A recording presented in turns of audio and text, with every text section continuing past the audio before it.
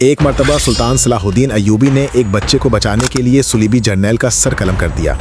एक दिन सुलीबी लश्कर के काफिले के करीब एक मुसलमान बच्चा खेल रहा था। जालिम सुलीबी सिपाही ने उसे पकड़ लिया। उस मासूम बच्चे को जोदोकोब करने लगा, जमीन पर फेंक दिया। जो लोग मौजूद थे वो खौफ से कांपने लगे और फरियाद करने लगे कि इस मासूम बच्चे का कोई कसूर नहीं है, उसे छोड़ दो।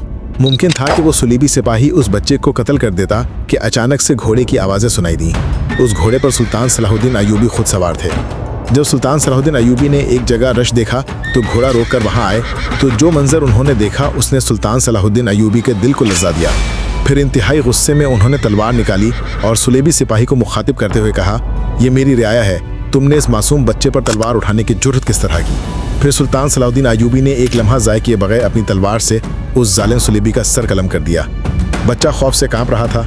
सुल्तान सलाहुद्दीन अय्यूबी ने उसे सीने से लगाया और कहा, अब डरने की कोई ज़रूरत नहीं है। मेरी तलवार सिर्फ जंग के लिए नहीं बल्कि आवाम की हिफाजत के लिए भी उठती है।